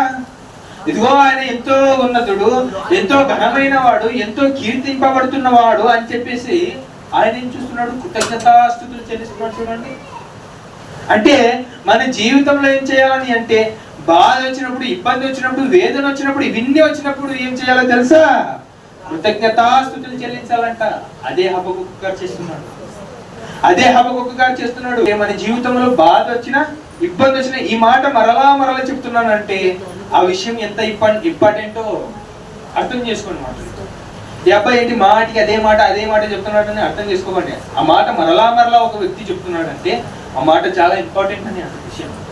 బాధ వచ్చినా కానీ, ఇబ్బంది వచ్చినా కానీ చేయవలసినటువంటి పని ఏంటో చెప్పండి. ఇంకా పాయింట్స్ విధంగా గుర్తుపెట్టుకోండి. బాధ వచ్చినా, ఇబ్బంది వచ్చినా, ఏమొచ్చినా కానీ, ఈవెన్ మన దగ్గరికి మరణం వచ్చేసినప్పటికీ సైలెంట్ గా ఉండి విశ్వాసం కలిగి ఉండండి. మౌనంగా ఉండి విశ్వాసం కలిగి ఉండాలి. మొట్టమొదటి పాయింట్. ఇంకా 2వ పాయింట్ ఏంటంటే, మన జీవితంలో బాధ వచ్చినా కానీ, ఇబ్బంది వచ్చేసినా కానీ ఏం చేయాలో తెలుసా? ఆయనను కీర్తించాలంట, ఆయనను ఆరాధించాలంట. అలాగే హబక్కూకు గారి జీవితంలో ఏమొచ్చేసరికి ఆయన ఏం చేస్తున్నాడు? మొదటి వచ్చిన మరలా క్షమించండి, 3వ అధ్యాయం మొదటి వచ్చిన ప్రవక్త యొక్క హబక్కూకు చేసిన ప్రార్థన వాద్యములతో పాడదగినది. దీన్ని అర్థం వచ్చేసే, ప్రభా నాకు అర్థమైపోయింది. ఇగో బాధ వచ్చిన, ఇబ్బంది వచ్చిన, ఎవరు మా మీదకి వచ్చేసినా కానీ మేము ఏం చేస్తామో తెలుసా? ప్రార్థన చేసుకుని ఆనందింపబడతామయ్యా అని చెప్పి హబక్కూకు చెప్పారు. కొంతమంది సేవకులు ఎలా ఉంటారని అంటే, పైన బాధ ఉన్నప్పటికీ, పైన భయం ఉన్నప్పటికీ లోపల ఒక ఆనందం అనేది ఉంటుంది. ఏమంటుందో తెలుసా? ఇదిగో ఉన్నంత వరకు ఆయన పని చేస్తా, చనిపోతున్నప్పుడు ఏమైపోతామంట? ఆయన దగ్గరికి వెళ్తామన్నటువంటి ఆనందం వారి దగ్గర ఉంటుంది. ఎందుకు ఆనందింపబడాలంట? ఇదిగో భూమి మీద ఉన్నంత వరకు ఆయనను ఆరాధిస్తూ స్థితించి ఉండాలంట. చనిపోయిన తర్వాత ఆయన దగ్గరికి వెళ్ళి ఆరాధిస్తూ గుర్తించాలి. అర్థమైందండి మాట? అది ఇంకొకరి మాటలు చూసుకుందాం. కొన్ని మాటలు రోమీయులకు రాసిన పత్రిక ముగించుకుందాం. 3 వచనాలు. రోమీయులకు రాసిన పత్రిక 1వ అధ్యాయము 17వ వచనం.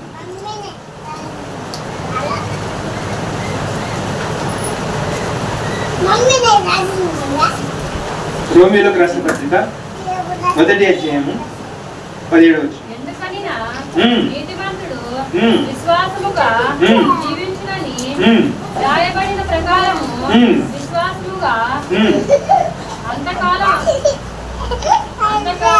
మరలా ఎందుకనినా నీతిమంతుడు విశ్వాసముగా జీవించినని వ్రాయబడిన ప్రకారము విశ్వాసము గల అంతకంతకు మ్మ్. విశ్వాసము కలిగినట్లు మ్మ్. దేవుని నీతి దాని యందు బయలుపరుచున్నది. విశ్వాసం అంట ఒక వ్యక్తి కంట ఒక సేవకునికి విశ్వాసం ఉందనుకో విశ్వాసం పెరుగుతుంది కానీ విశ్వాసం తగ్గదంట. మరి మన జీవితంలో అలా ఉందా? ఇప్పుడు మరణం మన దగ్గరకు వచ్చేసింది అనుకో, ఇక మరణం మమ్మల్ని చంపేస్తున్నాడు, ఏంటి నా కుటుంబ పరిస్థితి ఏంటి అనే ఆలోచించే మనుషులు మనం. కానీ ఒక విశ్వాసి, ఒక సేవకుడు, విశ్వాసం కలిగినటువంటి ఒక వ్యక్తి ఏం చేస్తాడో తెలుసా? విశ్వాసం అంతకంటే పెంచుకుంటాడు. నెక్స్ట్ ముందుకి దుర్నీతి చేత మ్మ్. సత్యమును అడ్డగించు గలతీయులకు రాసిన పత్రిక 3వ అధ్యాయం ముగించుకుందాం.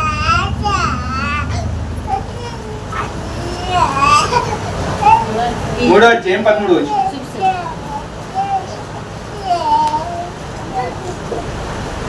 పూర్వమందు మ్మ్. యథార్థస్తుడైన మ్మ్. ఉన్నప్పుడు మ్మ్. నేను మ్మ్. దేవుణ్ని సంఘమును 12 నుండి 19 మనుషుని గలతీయులకు రాసిన పత్రిక 3వ అధ్యాయము 12 నుండి.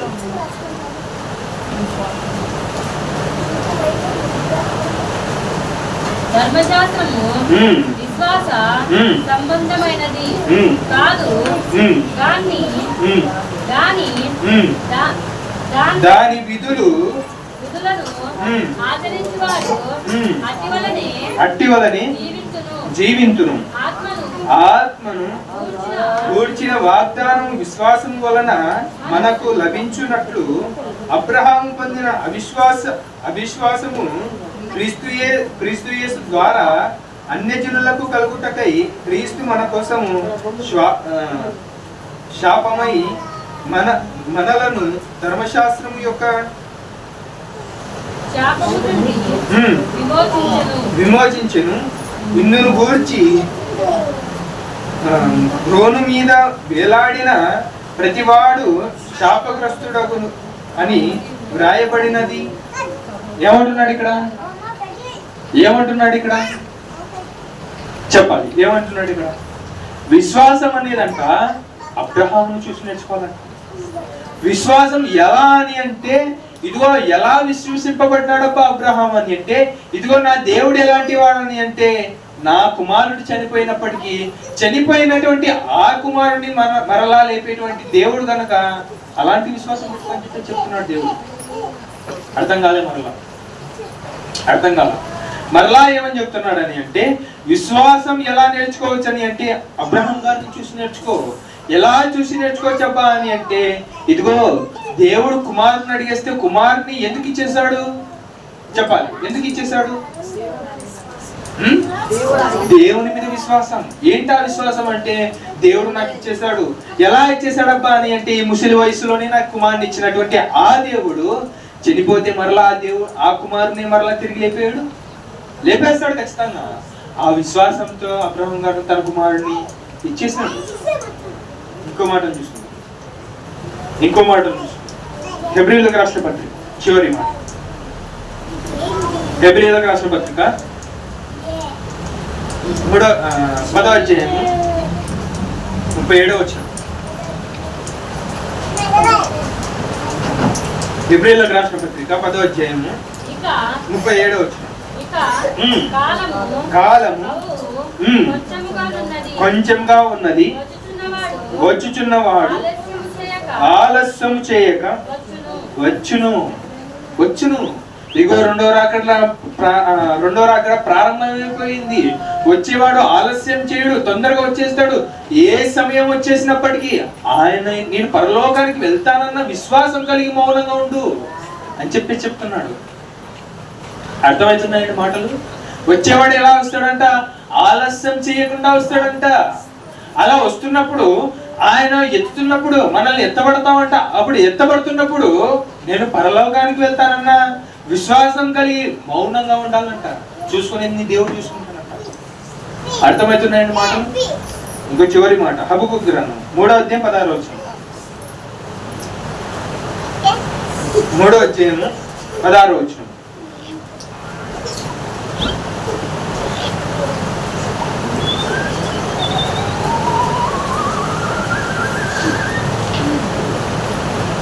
నేను వినగా జనుల మీదికి వచ్చువారు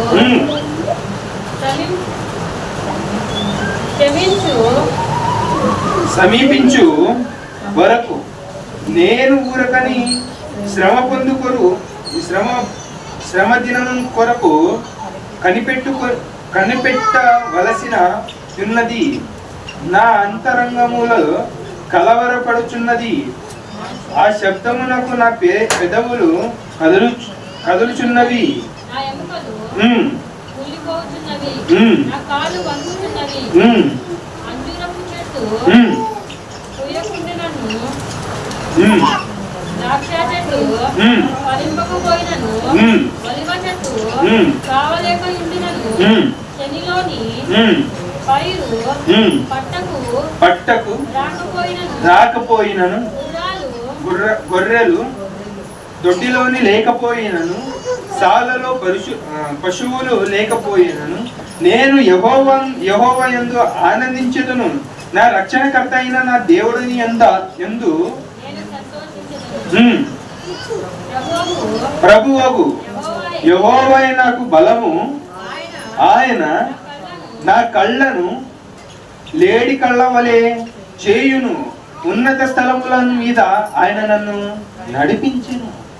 ఏమంటున్నాడు హబక్కూకు గారు? ఏమంటున్నాడు అని అంటే, ఇన్ని బాధలు వచ్చినప్పుడు ఏం చేయాలబ్బా అని అంటే సైలెంట్గా ఉండి నిశ్శబ్దంతో ఆయన మీద విశ్వాసం కలిగి ఉండాలంట. అలా కలిగినప్పుడు ఏం చేస్తున్నాడు అంటే ఆయన మీద విశ్వాసం కలిగి ఉండి ఆయనను ఆరాధించడం స్టార్ట్ చేస్తున్నాడు. ఎంతో మంది సేవకులు చూసింటామండి మనం. ఏం చేస్తున్నారు అని అంటే, చెరసాల్లో పౌలు గారు చూస్తుంటారు కదండి. చెరసాల్లో పౌలు గారు ఆయన ఎంతో మంది సేవకులతో ఉన్నప్పుడు ఏమని రాస్తుంటారు? ఒక చోట రాస్తుంటాడు, పత్రిక దగ్గర, ప్రభువు నందు ఆనందించుడు అని చెప్పేసి రాస్తుంటాడు. అలా తెలుసుకున్నటువంటి హబక్కూకు గారు ఏమంటున్నాడని అంటే, చెట్టు ఇదిగోండి, దొడ్లో పశువులు లేకపోయినా, ఎక్కడ ఏమి లేకపోయినా, నా కాళ్ళలో బలం లేకపోయినా, నేను నా ప్రభు ఎదుట ఆనందించుచున్నాను. కాబట్టి మీరు కూడా మీ దగ్గరికి మరణం వచ్చినప్పటికీ ప్రభువునందు ఆనందించడం అని చెప్పేసి హబక్కూకు గారు చెప్తున్నారు. అర్థమైనా అండి? నేను ఆ మాటలు ముగిస్తున్నాను. ప్రభువునందు మీరు ఆనందిస్తారని కోరుకుంటూ, ఇదిగోండి మన జీవితంలో ఎన్ని బాధలు వచ్చినప్పటికీ ఆయన యందు ఆనందించాలంట. హబక్కూకు గారు చూడండి, ఎన్ని బాధలు వచ్చినప్పుడు దేవుని ఎదుట చెప్పంగానే, దేవుడు ఒక ఆన్సర్ ఇయ్యంగానే అప్పుడు చివరిగా సూపర్ ల్యాండింగ్ ఇస్తున్నాడు చూడండి. ఇది సూపర్ ల్యాండింగ్. ఎన్ని బాధలు వచ్చినా కానీ, నాకు తినడానికి ఆహారం లేకున్నా కానీ, నాకు ఏమి లేకున్నా కానీ, సేవకులు ఎంతమంది చనిపోయినప్పటికీ, ఎంతమంది వచ్చినప్పటికీ, ఇదిగో నేను ప్రభువునందు ఆనందిస్తానని చెప్పేసి తన జీవితంలో హబక్కూకు అని ఎంతమంది ఉంటారో నాకు తెలియదు. ఇది సూపర్ ల్యాండింగ్ అంట. సూపర్ ల్యాండింగ్ అంటే తన జీవితాన్ని దేవునికి అప్పగించేసుకున్నాడు. ఎవరు? హబక్కూకు గారు. మన జీవితాల్లో కూడా అలా ఉంటారని కోరుకుంటూ ఈ నా మాటలు ముగిస్తున్న చిన్న ప్రార్థనతో ముగించు. ప్రేమ గల తండ్రి, కృపగల దేవ తండ్రి, ఇంతవరకు మమ్మల్ని కాచి కాపాడినందుకు నీకు వేల కొలది వందనాలు, స్తుతులు, స్తోత్రములు అయినా నా తండ్రి. ఈ యొక్క దినాల్లో నా తండ్రి స్వాతంత్రం ఏంటనేది మేము తెలుసుకొని ఉన్నాం ప్రభువా. నా తండ్రి ఈ యొక్క పుస్తకం ద్వారా, నా తండ్రి ఈ హబక్కూకు గ్రంథం ద్వారా మేము ఏవైతే మాటలు నేర్చుకుని ఉన్నామో అవి జాగ్రత్త మా హృదయాలను ఫలింపజేయండి. ఎంతమందికి అయితే అర్థమై ఉన్నాయో అర్థం చేయించండి, అర్థం కాలేని వారు కూడా ఇంకా అర్థం జరిగించండి. నా దేవా మీరే మాకు తోడు ఉండండి. అన్ని విషయాలు మీరే మాకు సహాయాన్ని దయచేయండి ప్రభు. నా తండ్రి చెప్పినటువంటి నాకు వింటున్నా పిల్లలు మంచి జ్ఞానాన్ని దయచేసినందుకు మీకు ఎలాంటి వందనాలు తండ్రి. ఓపికను సహనాన్ని మా జీవితంలో దయచేయండి. నా దేవా ఎన్ని బాధలు, ఎన్ని ఇబ్బందులు, ఎన్ని ఘోరాలు జరుగుతున్నప్పటికీ మేము మౌనంగా ఉండి విశ్వాసం కలిగి ఉండేటువంటి జ్ఞానాన్ని మాకు దయచేయండి. మీరే మా తోడు ఉండండి. మంచి జ్ఞానాన్ని బుద్ధిని తెలివి తెచ్చేవని ప్రార్థిస్తాం. ముందు సమయం అంతా నీ చేతులకు అప్పగిస్తాం. అలాగే నా తండ్రి మా జీవితాల్లో మంచి సహనాన్ని మా జీవితాలను దయచేయండి. బ్రతుకున్నంత వరకు నా తండ్రి మీ సేవ చేసి మేము ఉండేటువంటి జ్ఞానాన్ని మాకు దయచేయండి. అలాగే నా దేవా మేము బ్రతుకున్నటువంటి ఈ జీవితాల్లో నా దేవా మీ సేవ చేసి మేము చనిపోయేలా మీరే మాకు సహాయాన్ని దయచేయండి. అబొక్కు గారి జీవితం కలిగి ఉండేటువంటి జ్ఞానాన్ని మాకు దయచేయమని ప్రార్థిస్తున్నాం. ముందు సమయం అంతా నీ చేతులకు ప్రార్థిస్తాం. మా రక్షకుడు మీ ప్రియకుమారుడు యేసుక్రీస్తు నామములో అడిగి ప్రార్థిస్తున్నాం పరమ తండ్రి. ఆమేన్. అందరికీ వందనాలు.